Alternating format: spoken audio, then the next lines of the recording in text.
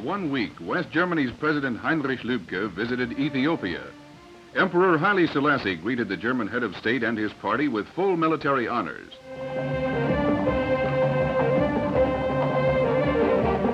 Dr. Lübke returned the state visit which the emperor had paid to Germany 10 years ago. In addition to the conveyance of official honors, the extensive itinerary included visits to many noteworthy economic and cultural areas of the country. Ethiopia dates back some 3,000 years, making this dynasty the oldest in the world. Unswerving political neutrality, clever economic and social reforms, and his dedicated efforts in behalf of the African Federation have rewarded the king with the faith and trust of the emerging African nations.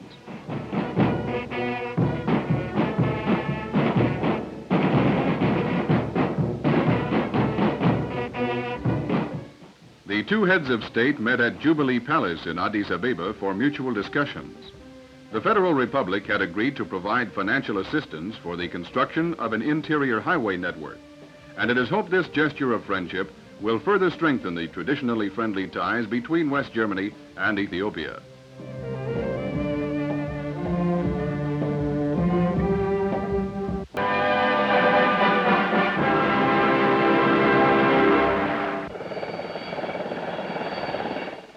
From Lübeck in the north down to the Bavarian forest, an 800-mile border slices through the middle of Germany.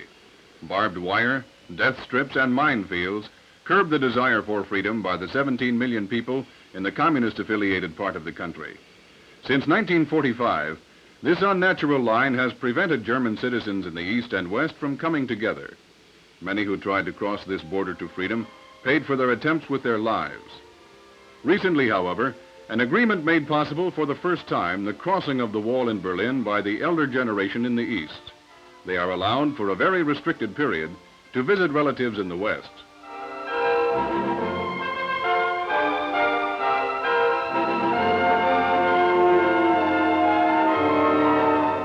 Currently, 23 trains overflowing with pensioners from central Germany arrive daily in the Federal Republic.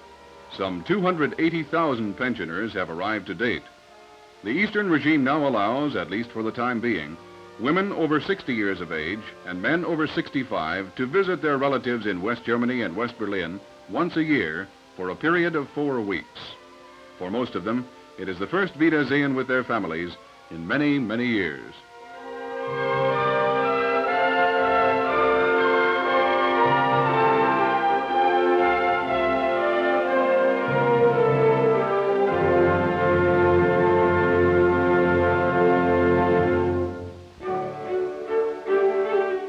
On the lower banks of the Elbe River near Hamburg, we find an important location for the supply of fruits and vegetables to the big cities.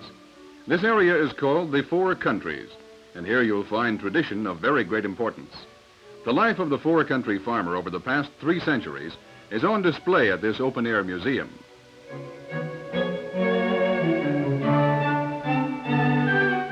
Customs have always had their place in a farmer's life.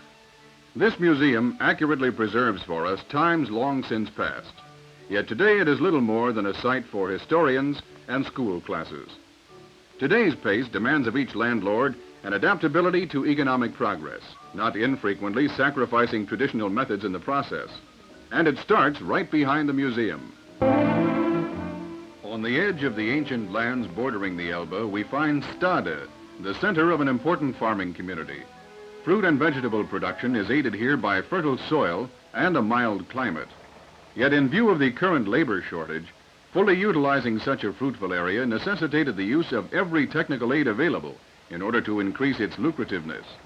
This planter for strawberries, capable of planting about 2,500 plants an hour, is 4 times faster than the conventional hand method. Changes in today's farming are graphically clear on this modern, forward-thinking acreage, which surprisingly has remained family-owned for more than 300 years. Cherry picking has undergone a drastic change, and these controlled growth trees have reduced harvest time by 300%. Automatic milkers in the pasture as well as in the barn permit a 20% increase in manageable livestock. A single milker can service 40 cows a day. The preparation of winter feed is completely mechanized. The semi-wet grass is chopped up and carried by the harvester for storage. A thresher is likewise a necessary, albeit exorbitantly expensive, part of any well-run farm. The farmers here organized a local machinery combine on a share-and-share-alike basis, undoubtedly one solution to the problem of obtaining expensive equipment. Farm production in the Federal Republic has almost doubled in the last 12 years. In this same period, farm labor is down 45%. The natural result is growing mechanization, simultaneously a prerequisite for the successful competition by West Germany's farm community within the European common market. Today's farmer must be an accomplished accountant if he is to remain competitive on the European market.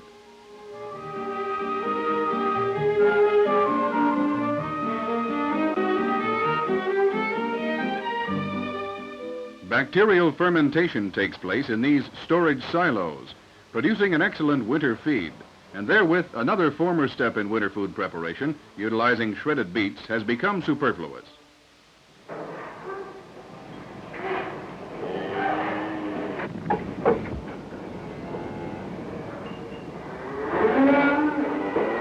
This simple conveyor assists in keeping the stalls clean.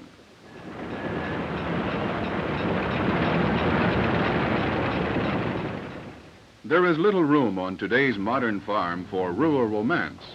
Technology and experimentation are helping today's farmer to free himself from old-fashioned methods.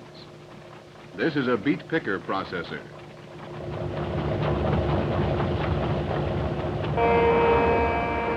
Likewise, the idyllic weekly marketplace is becoming a rarity. At a cost of well over $20 million, Hamburg built a modern wholesale marketplace to meet the fruit and vegetable needs of its million-plus population. But the farmer himself is still nearby with his smaller harvests. The ceiling is 737 feet long and covers some 134,000 square feet. Buyers from Hamburg's retail stores select their wares from over 430 stalls. Annual sales at this gigantic produce market hover around the $100 million mark. By the time Hamburg awakens, the buyers will have long since made their choices, and about 4,500 trucks will have left this marketplace loaded with fresh produce.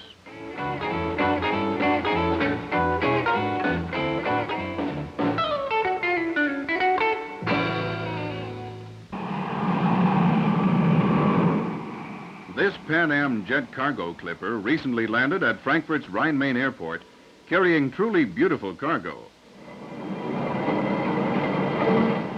America's fashion designers gave a preview on this improvised runway of their winter collections with which they hope to conquer the European market.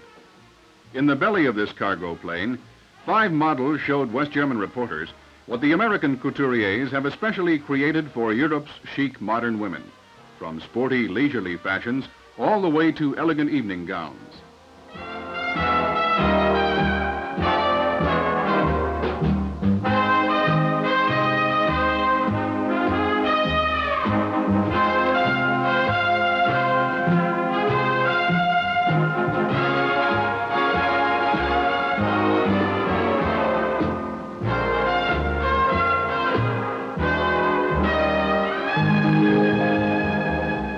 Bettina Lauer, a favorite model of photographers between Munich and New York, is representative of West Germany's fashionable export activity. Her versatile face has graced the covers of such international fashion magazines as Vogue and Harper's Bazaar. But Bettina's alluring appearance is not her only contribution to the world of fashion. Whenever the photographers give her a break, Bettina Lauer works in her husband's fashion salon. And as a trained seamstress, fashion designer, and graduate textile engineer, her qualifications make her not only the loveliest, but certainly one of the best trained females in European fashion. This is one of her designs, a hooded jacket for normal streetwear, and an original fireside ensemble.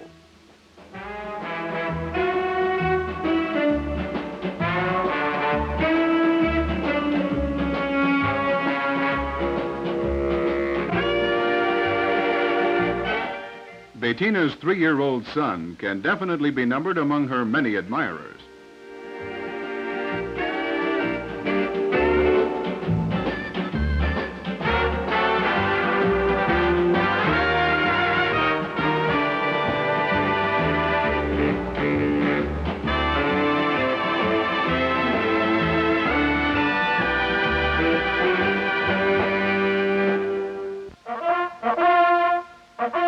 Every fall, the countryside resounds to the trumpeter's call for the Hubertus hunt, a centuries-old custom named after the patron saint of hunters.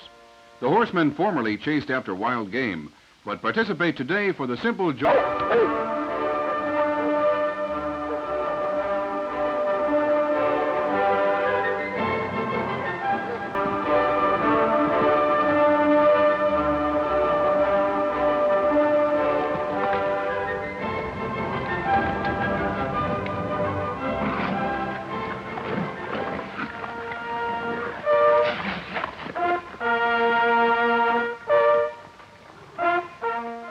There is no victor.